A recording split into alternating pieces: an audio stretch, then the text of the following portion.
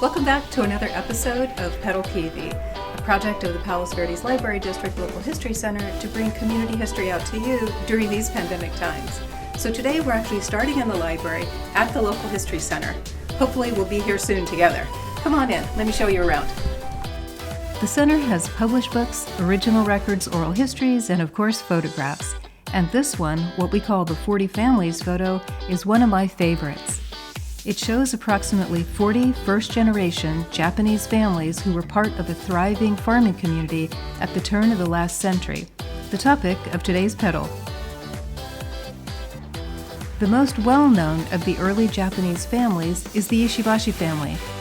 The patriarch of the family, Kumikichi, and the other pioneering families leased land and started cultivating vegetables using dry farming, a method that made use of the moisture in the air instead of irrigation. The first farmhouse on the peninsula, built by Kumikichi, was located on what is now Founders Park in the city of Rancho Palos Verdes. The site was designated a California Point of Historical Interest in 1992. The commemorative plaque close to the bluff tops is well worth the walk. There's also a trail down to the shoreline that is well worth it too. Back in 1905, when Kumikichi came here, the peninsula was mostly used for cattle grazing. But by the mid-1930s, much of the peninsula was transformed to prime vegetable growing land. Photos and the local accounts place the site of the 40 Families photo not far from here, on the Forestall Reserve managed by the Land Conservancy. Take Forestall Drive just on the other side of PV Drive South up to the Purple Sage Trail entrance.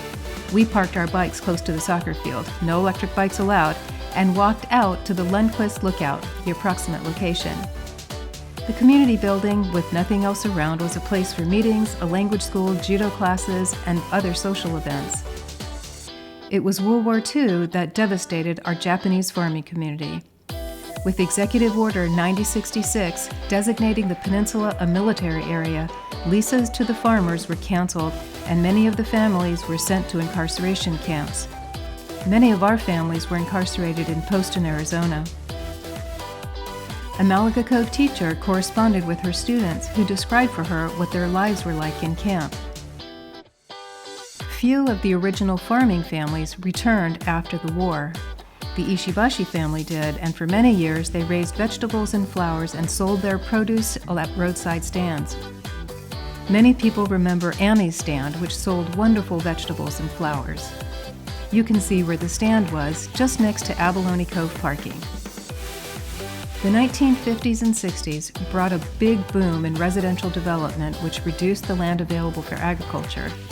With all the homes here, it's hard to see where the fields were, but there is one patch of land that is still being farmed.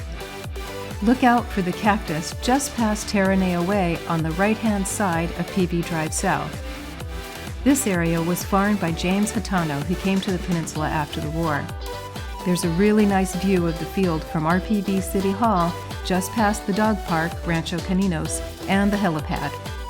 We'll end today's ride at the Hawthorne Lookout just past RPV City Hall, at about the same angle as this photo, another one of my favorites. Satoshi Ishibashi, Kumikichi's grandson, donated this photo to us. It shows the family farm at center with cultivated fields. And even with condos going up, I see the spirit of a pioneering farming family that contributed so much to the peninsula's history. This episode had a little more footwork than our usual episodes, but join us next time. Like, follow, share, subscribe, and join us for more Peninsula history on our next Pedal PV show. Until then, take care, stay safe, and stay healthy.